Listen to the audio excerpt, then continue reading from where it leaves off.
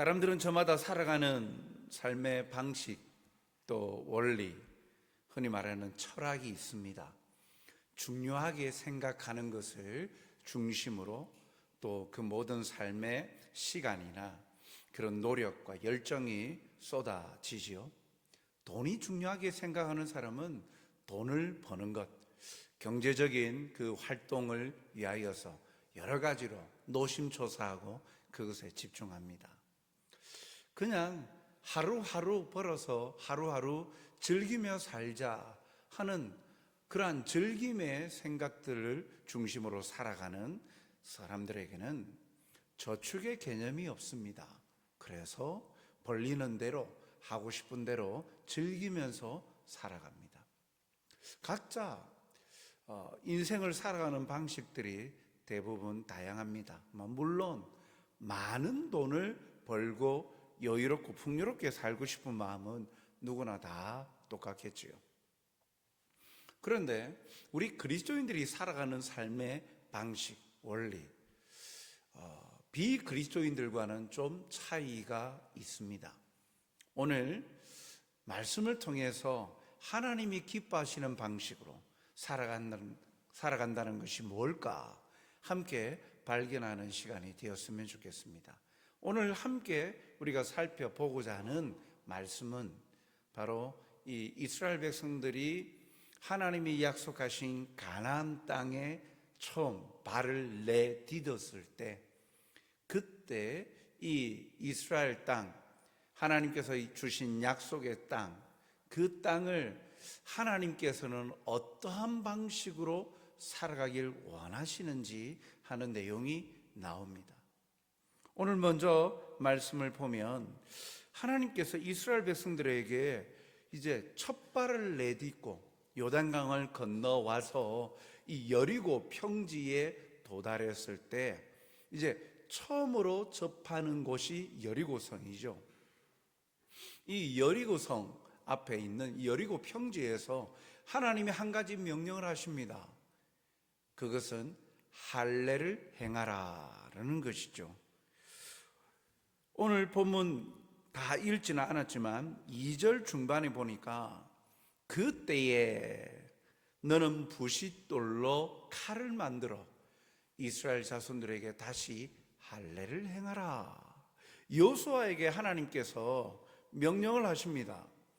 이스라엘 백성들에게 할례를 행하라 라고 이야기를 합니다. 이 할례를 행하는 것, 남자들은 일주일 정도 움직이지 못합니다. 그런데 지금 소풍 나온 시간이 아닙니다. 언제라고 말합니까? 그때에라고 이야기하죠. 그때가 무엇입니까? 1절을 보니까 요단 서쪽의 아모리 사람의 모든 왕들과 해변의 가나안 사람의 모든 왕들이 여호와께서 요단 물을 이스라엘 자손들 앞에서 말리시고 우리를 건너게 하셨음을 듣고 마음이 녹았고 이스라엘 자손들 때문에 정신을 잃었더라. 언제 할례를 행하라 하였습니까? 요단강을 건너는 사건들을 지금 여기 보니까 요단 서쪽 아모리 사람의 모든 왕, 해변 가나안 사람의 모든 왕, 그러니까 지금 가나안 땅의 모든 왕들이 연합 민족들인데 모든 왕들이 지켜보고 있는 그 시점, 물론 하나님께서 행하신 기적들 때문에 요단강을 건너왔던 것들, 그리고 요단강 동편 이 모압 평지, 모압 그 요단강의 동편 땅에서 전쟁을 벌여서 승리했다라는 그 소식까지도 다 듣고 있어서 정신이 혼미해져 있는 그때에 할례를 행하랍니다. 사실 이 시기는 정신을 잃었다, 마음이 혼미했다 하니까 정신 못 차리고 있을 때에 할례를 행하니까 그것이 대수냐 생각하겠지만, 정신을 잃었고 혼미하였지만 이들의 관심사는 어디를 향하고 있습니까? 이스라엘 민족들에게로 향하고 있습니다. 그들은 자기의 적군으로 이해하고 있는 시점이에요. 모든 귀와 눈을 그 일거수일투족을 보고 있는 것이에요. 그러한 시점에 할례를 행한다. 꼼짝도 못하고 일주일 동안 움직이지도 못해야 될, 어떻게 보면 이럴 때에 그들이 적기다, 이들을 침략할 적기다, 그들을 공격할 적기다 생각하고 쳐들어오면 그냥 당할 수밖에 없는 그런 불리한 상황입니다. 그런데 그때에 하나님께서는 이스라엘 백성들에게 여호수아를 통하여서 할례를 행하라 합니다. 할례를 행하라 하신 이유가 뭘까? 오늘 여호수아서 5장 4절 5절을 보니까 여호수아가 할례를 시행한 까닭은 이것이니 애굽에서 나온 모든 백성 중 남자 곧 모든 군사는 애굽에서 나온 후 광야 길에서 죽었는데 그 나온 백성은 다 할례를 받았으나 다만 애굽에서 나온 후 광야 길에서 난 자는 할례를 받지 못하였습니다. 표면적으로는 지금 이제 출애굽 2세대죠. 광야 이 40여 년의 시간 동안에 범죄함으로 인하여 가데스 바네아에서 하나님의 말씀에 불순종하고 하나님을 대적하였기 때문에 20세 이상, 출애굽할 때 나왔던 20세 이상의 모든 사람들은 죽었어요.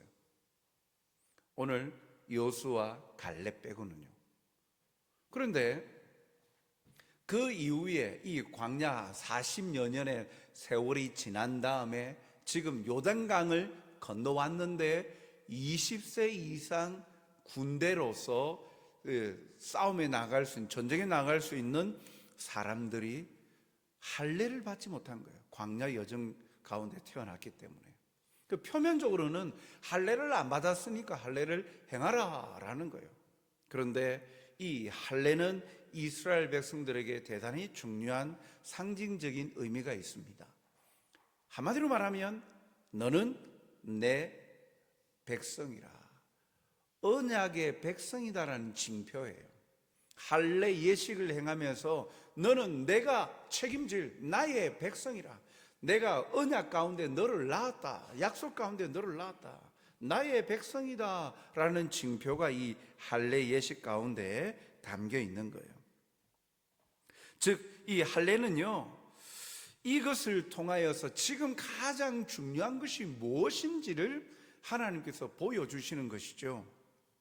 하나님이 이스라엘 백성들에게 원하시는 것은, 하나님은 이 시기에 이스라엘 그 약속하신 땅 가나안 땅을 정복할 방법, 군사 훈련을 시키든지 무기를 어떻게 만들 것인지, 그리고 어떠한 전략을 가지고 나갈 것인지, 어떠한 전쟁의 전략이나 전술, 무기, 이러한 여러 체계에 대해서 가르치고 준비시킨, 그러지 않으시고 여기 전쟁의 성격과 무엇이 중요한지를 보여주는 거죠.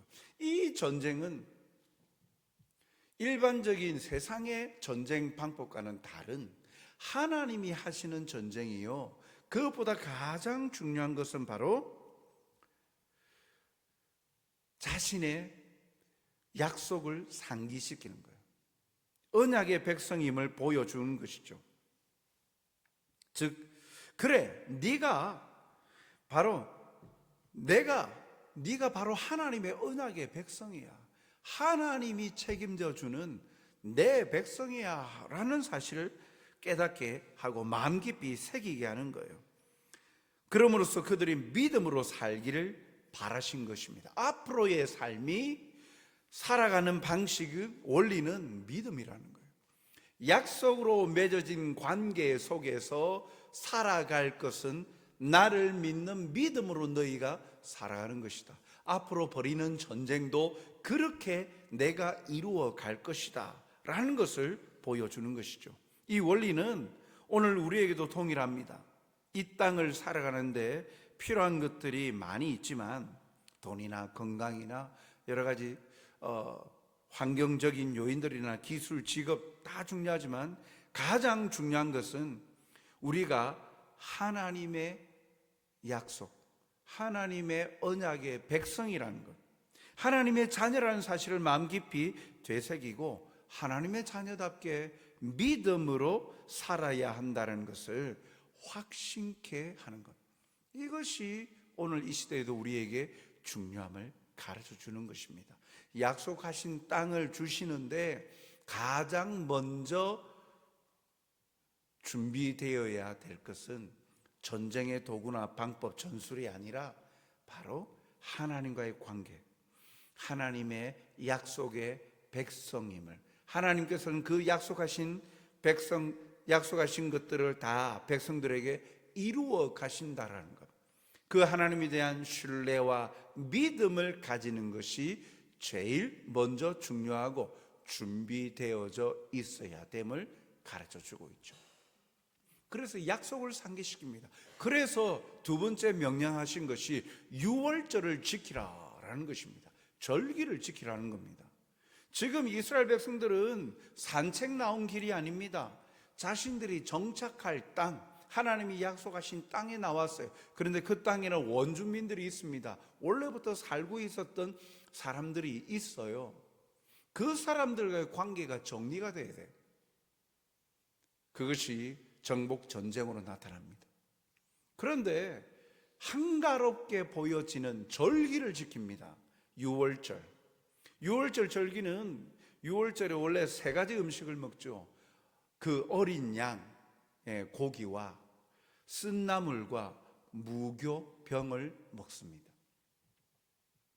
어린 양의 고기는 문설주 출애굽할 때에, 유월절 최초의 유월절 보십시오. 죽음의 사자가 지나가게끔 하는 어린 양의 피로 문설주에 발랐습니다. 구원받은 것을 상기시키죠. 쓴나물은요, 애굽 땅에서 노예로 살았던 그 고통을 상기시킵니다. 그리고 무교병은 누룩이 없는 떡이죠. 누룩을 보통은 죄로 생각합니다. 죄 없는 삶에 대한 거룩함의, 성결함의 삶을 상기시켜 주죠. 그리고 발효시킬 새도 없이 속히 나가야 되는 하나님의 인도하심도 말씀하고 있습니다. 즉 유월절을 지키라라는 것은, 그것은 단순히 절기를 일주일간 지킨다라는 의미가 아니라 한가롭게 여유롭게 시간을 보내라 하는 것이 아니라, 이 또한 하나님의 약속을 상기시키는 것이죠. 그리고 하나님께서 우리를, 너희 조상들을 애굽에서 건져낸 것과 같이 지금 이 땅에서도 너희들을 구원하고 지켜주실 것이다 라는 것을 상기시켜 주는 거예요. 할례와 유월절을 지키게 하심으로 말미암아 이스라엘 백성들이 그 약속의 땅에서 앞으로 살아가는 방식은 약속을 잊지 아니하고 약속을 이루어 가시는 신실하신 하나님을 향한 믿음으로 살아가는 자임을, 그것이 삶의 방식임을 분명히 상기시켜주고 보여주시려고 할례와 유월절을 지키라 하신 겁니다. 상식적으로 볼 때 이러한 것이 정복 전쟁을 앞둔 이스라엘 백성들에게 있어서는 합리적인 모습이 아니죠. 이해할 수 있는 그런 것들이 아닙니다. 그럼에도 불구하고 하나님께서 왜 이것을 보여주시는가? 하나님의 백성들이 살아가는 방식은 바로 세상적인 방식과는 다르다는 것이죠. 그 중심에 하나님께서 책임져 주신다라는 거예요. 오늘 본문에도 보면 볶은 곡식을 먹는 순간, 그 땅에서 난 소출 볶은 곡식을 먹는 순간 만나가 그쳤다 그랬습니다. 날마다 부어주시는 그 만나, 일용할 음식을 날마다 주셨는데 약속의 땅에서는 만나가 사라졌어요. 무엇입니까? 앞으로는 이 땅에서 나는 소출로 먹여 주실 것이다 라는 거예요. 거두게 해 주신다라는 거예요. 이렇게 인도해 주신다라고 약속하십니다. 거기에다 이것을 확신시키게 하는 일들이 나타나죠. 그것은 바로 여호수아가 여리고에 가까웠을 때에 어떤 일이 나타납니까? 5장 15절에 보니까 내 발에서 신을 벗으라. 내가 선 곳은 거룩하니라. 여리고에 다다랐는데 여호와 군대, 하나님의 나라, 하나님의 군대 대장이 칼을 서고 있는 거예요. 칼을 들고 빼어들고 여호수아와 대면한 것입니다. 그러니까 여호수아가 적군이냐 아군이냐 묻습니다. 그러니까 군대 대장이라, 여호와의 군대 대장이라. 성경학자들은 여기에 군대 대장을 육신의 몸을 입고 이 땅에 오신 그리스도, 제2위이신 그리스도로 말씀을 합니다. 어쨌든 눈앞에 하나님의 군대 대장이 칼을 들고 나타납니다. 그리고 내 발에서 신을 벗으라 라고 합니다. 이 사실을 통해서 하나님은 이들에게 확신시켜 주시는 것입니다. 왜요? 하나님께서 약속하신 것을 이루어 주겠다는 거예요. 내가 선 곳은 거룩한 곳이니 신을 벗으라. 무엇이 떠오릅니까? 모세가 떠오르죠. 떨기나무 아래서, 불 붙는 떨기나무에 하나님께서 내가 선 것은 거룩한 곳이니 신을 벗으라 라고 말씀합니다. 즉 이제 가나안 땅의 첫 성읍인 이 여리고 성을 정복하러 나선 여호수아를 향하여서 하나님께서 내가 너희와 함께 하다는 거예요. 왜 갑자기 내가 선 곳은 거룩하다라고 신벗으라 합니까? 거룩한 곳, 거룩하신 하나님이 함께 하신 곳은 거룩한 곳이에요. 거룩하신 하나님이 함께 하시겠다는 거예요. 신을 벗으라는 것은 그것을 통하여서 엎드리고 부복하고 내가 하나님 당신의 종입니다 하는 자기의 신분에 대한 고백과 더불어서 하나님의 권위에 대한 순복의 표현이기도 하지요. 즉 여호와의 군대 대장과 관련해서 특이한 것 두 가지는, 첫째는 군대 대장이 칼을 빼어서 손에 들고 서서 여호수아를 맞이한 것이에요. 마치 금방이라도 전쟁을 벌이겠다라는 것. 무슨 말입니까? 하나님께서 앞으로 이 모든 전쟁을 벌이시겠다. 하나님의 군대가 하는 전쟁이라는 거예요. 하나님께서 너희들보다 앞서 행하시겠다라고 확신을 할 수 있도록 보여주시는 것이죠. 또한 여호와의 군대 대장이 이곳에서만 모습을 보일 뿐 그 이후의 전쟁에서 보이지 않습니다. 보였다라는 기록이 여기 나오지 않죠. 이것은 그럼에도 여호수아와 이스라엘 백성들 앞에 모습을 보인 것은 그들에게 확신을 심어주기 위함입니다. 비록 이후에는 눈에 띄지 않지만 분명코 하나님께서 그들과 함께 하시겠다.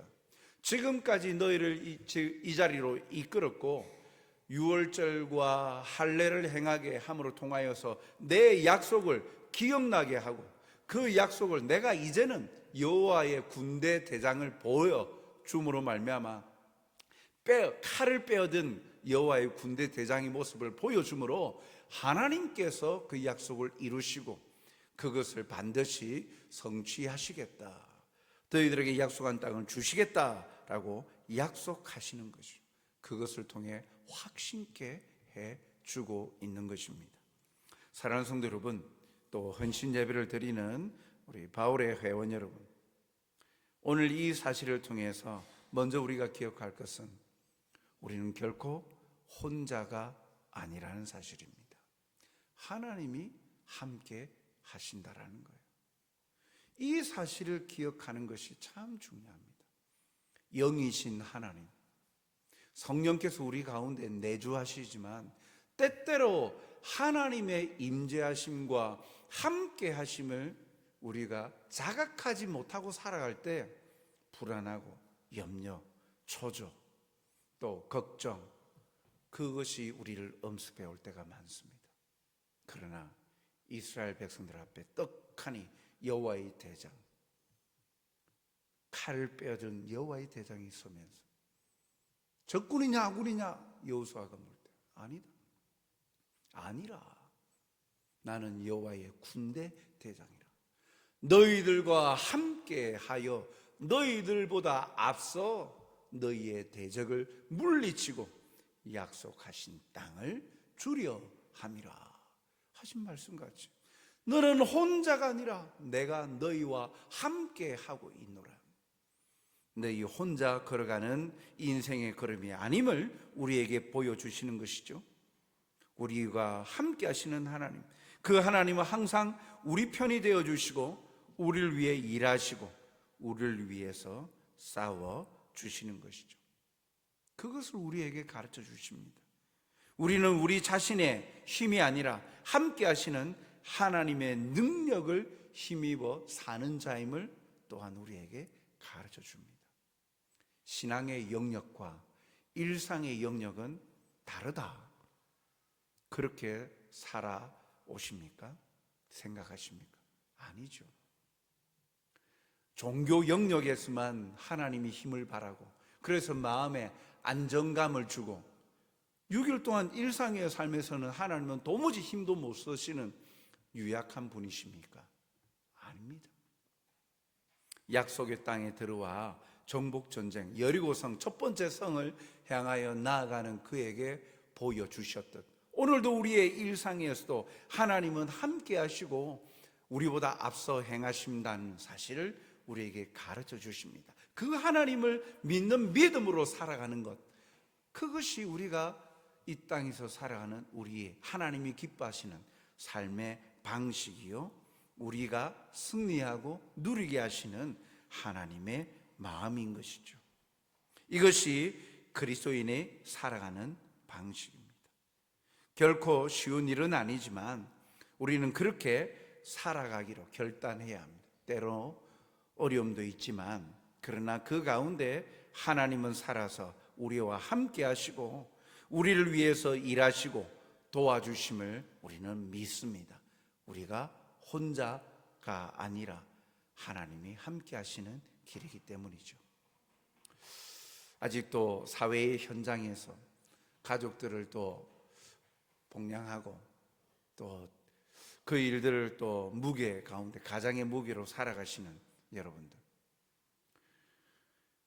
우리의 그 모든 걸음에 하나님이 함께 하시고 하나님이 앞서 행하시고 그 뒤를 따라가는 자, 그 인생의 걸음에 하나님께서 세세히 역사하심을 우리의 삶의 걸음을 통해 보여주는 삶을 살아서 우리 가족들에게 하나님께 영광이 되어주고 하나님의 살아계심을 보여주는 신실한 하나님의 백성들 된 우리 바울의 회원 여러분들 되시길 주님의 이름으로 축복합니다.